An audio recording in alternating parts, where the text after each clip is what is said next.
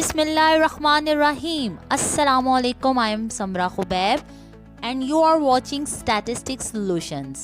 आज हम normal distribution के बारे में पढ़ेंगे कि ये क्या है, इसकी शेप क्या है, इसके कितने पैरामीटर्स होते हैं, इसे एसिम्प्टोटिक क्यों कहते हैं, पॉपुलेशन और सैंपल मीन क्या होता है, इसे कैसे पढ़ते हैं और कैसे लिखते हैं, ये सब और बहुत कुछ। तो चले स्टार्ट करते हैं।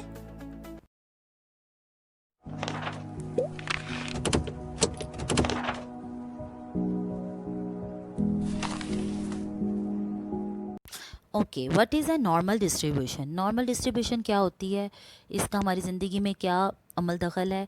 जैसे अगर हम हाइट की बात करें, आईक्यू स्कोर्स की बात करें, या वेट की बात करें, या नॉर्मल डेथ रेट की बात करें, बर्थ की बात करें, किसी भी चीज़ की जो नॉर्मली किसी भी जगह पे या पे चल रही हो, जितना जैसे एवरेज रेट जो है बर्थ का या डेथ का वो कितना चल रहा है, या हाइट कितनी है एवरेज लोगों की पाकिस्तान में, या एवरेज वेट कितना है पाकिस्तान में, इन सारी चीज़ों को नॉर्मल डिस्ट्रीब्यूशन से कैलकुलेट किया जाता है। जैसे आईक्यू स्कोर है, वो कितना मैक्सिमम लोग अचीव कर लेते हैं, इन सारी चीज़ों को हम नॉर्मल डिस्ट्रीब्यूशन से कंसिडर करते हैं। ये सब छोटी छोटी एग्जांपल्स हैं नॉर्मल डिस्ट्रीब्यूशन की।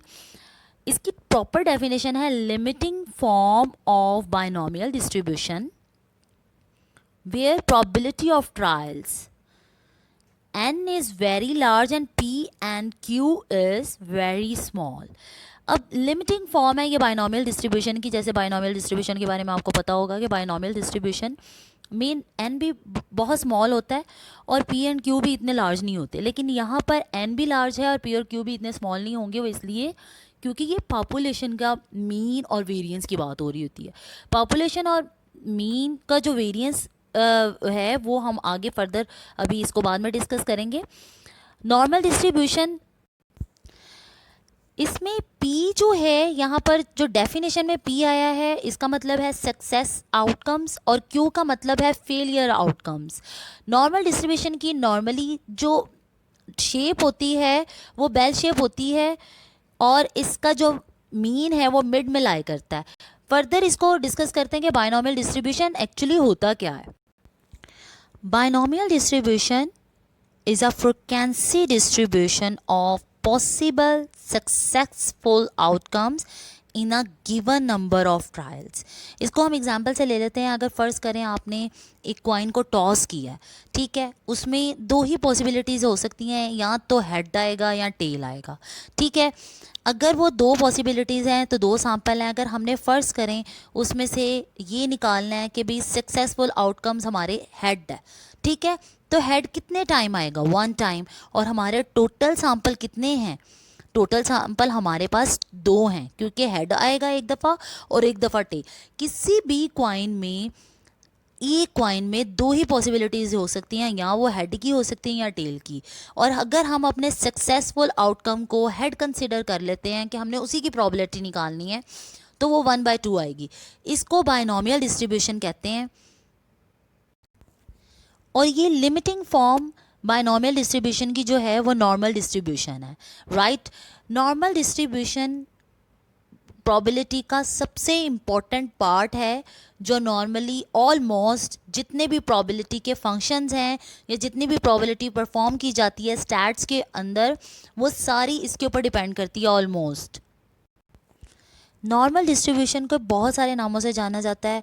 जैसे इसको गॉसियन डिस्ट्रीब्यूशन के नाम से जाना जाता है, क्योंकि एक मैथमेटिशियन कार्ल एफ गॉस थे, जिनके नाम से, जिनके ऑनर में इसका गॉसियन डिस्ट्रीब्यूशन के नाम से भी जाना जाता है। इसको बेल शेप डिस्ट्रीब्यूशन भी कहते हैं, क्योंकि ये बेल शेप कर्व होता है इसका, जैसे ये बना हुआ है ऑलरेडी, ठीक है। इसका बेल शेप होता है, इसके दरमियान में मीन, मीडियन और मोड लाई करते हैं, म्यू लाई करता है, ये उसकी लोकेशन को बताता है, ठीक है।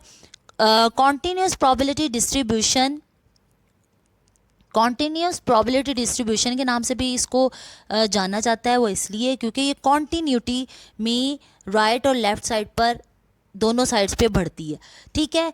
ये स्टॉप नहीं होती, ये स्टॉप नहीं हो सकती, ये एक्स एक्सिस के पैरेलल दोनों साइड पे मूव करती है।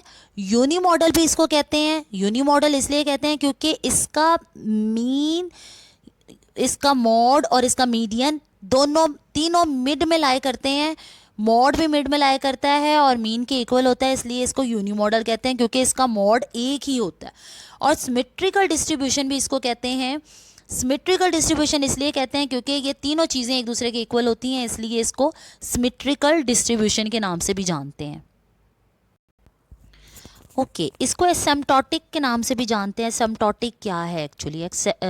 जो नॉर्मल डिस्ट्रीब्यूशन है, नॉर्मल डिस्ट्रीब्यूशन की शेप ऐसे है कि नॉर्मल डिस्ट्रीब्यूशन को कभी भी एक्स एक्सिस से टच नहीं करती, चाहे वो लेफ़्ट साइड पे आप देख लें इस साइड पर या आप इसको राइट साइड पे देख लें, ये दोनों साइड पर कहीं भी एक्स एक्सिस को टच नहीं करती और उसके पैरेलल चलती है, चाहे वो राइट साइड हो चाहे वो लेफ़्ट साइड हो, इसलिए इसको एसिम्प्टोटिक भी कहते हैं। अब इसके पैरामीटर्स की बात कर लेते हैं। पैरामीटर्स इसके दो होते हैं, म्यू और सिग्मा स्क्वायर। पैरामीटर्स क्या होते हैं? जिस चीज़ को पॉपुलेशन से कैलकुलेट किया जाए उसको पैरामीटर्स कहते हैं।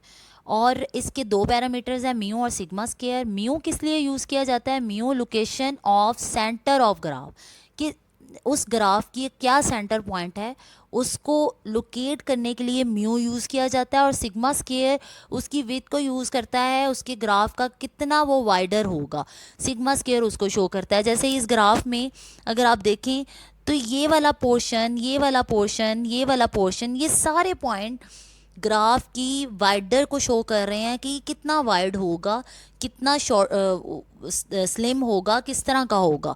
इस ग्राफ की शेप को सिग्मा स्क्वायर शो करता है कि सिग्मा स्क्वायर से हमें ये पता चलता है कि इसकी क्या शेप है। अब बारी आती है कि इसको पढ़ते कैसे हैं, how to read and how to write. ठीक है, इसको पढ़ते हैं जैसे ये ऊपर लिखा हुआ है, x is the normal distribution of mu and sigma square. First वाले पॉइंट को तो एक्स ही पढ़ते हैं, ठीक है, क्योंकि एक्स की डिस्ट्रीब्यूशन है उसको एक्स पढ़ते हैं। जो नीचे ये बना हुआ है साइन, इसको इज़ द पढ़ते हैं, एन को नॉर्मल डिस्ट्रीब्यूशन पढ़ते हैं। और जो ब्रैकेट्स में लिखी हुई हैं, फर्स्ट टर्म हम म्यू को कंसीडर करते हैं और सेकंड जो टर्म है वो सिग्मा स्क्वायर को कंसीडर करते हैं। इस तरह इसको पढ़ते हैं, x is the normal distribution of mu and sigma square. अब सबसे इम्पॉर्टेंट टॉपिक जो हम लोगों ने पहले डिस्कस किया कि पॉपुलेशन क्या होता है, सैम्पल क्या होता है। पैरामीटर्स डिपेंड करते हैं नॉर्मल डिस्ट्रीब्यूशन के पॉपुलेशन पे, और ये एन इसका लार्ज क्यों होता है? क्योंकि ये पॉपुलेशन है। हमने इतना सारा कुछ पीछे मटेरियल डिस्कस किया, उसमें पॉपुलेशन का वर्ड यूज़ किया। एक्चुअली पॉपुलेशन मीन और सैम्पल मीन होता क्या है? जैसे अभी रिसेंटली जो एक इशू चल रहा है या एक डिज़ीज़ चल रही है कोविड-19 की, उसमें पूरी दुनिया डिस्टर्ब हुई, सारे पेशेंट थे पूरी दुनिया से, बहुत सारे। इसको पॉपुलेशन साइज़ कहेंगे कि अगर हम पेशेंट को कैलकुलेट करें तो हम कहेंगे कि पेशेंट इतने सारे हैं, वो पॉपुलेशन को शो करें।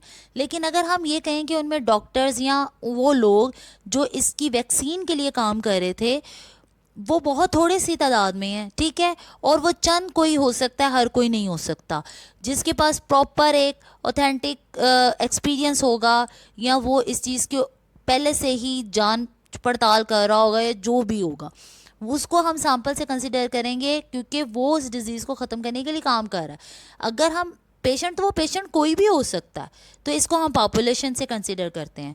और सैंपल को हम एक शॉर्ट फॉर्म, जैसे ये डायग्राम में बनाया हुआ है मैंने, ये इतने सारे पॉइंट्स, ये सारे पॉइंट्स पॉपुलेशन को शो कर रहे हैं, लेकिन उसमें सम जो डॉक्टर्स जो लोग इसकी वैक्सीन के लिए काम कर रहे थे उनको हम सैंपल से शो करते हैं। ये डिफरेंस है पॉपुलेशन और सैंपल में। और नॉर्मल डिस्ट्रीब्यूशन काम करती है पॉपुलेशन के ऊपर। हम रिव्यू कर लेते हैं जो आज के टॉपिक में हमने पढ़ा नॉर्मल डिस्ट्रीब्यूशन क्या होती है, इसका क्या हमारी ज़िंदगी में अमल दखल है, कहाँ यूज़ होती है, और फिर इसके पैरामीटर्स पढ़े। फिर हमने पढ़ा एसिम्प्टोटिक क्या होता है, फिर हमने पढ़ा पॉपुलेशन मीन और सैंपल मीन क्या होता है, बायनॉमियल डिस्ट्रीब्यूशन क्या होता है, उसकी एग्जांपल पढ़ी। ये सारा आज का टॉपिक था। अगर आपको मेरा लेक्चर पसंद आया हो तो प्लीज़ सब्सक्राइब करिएगा। जज़ाकल्लाह।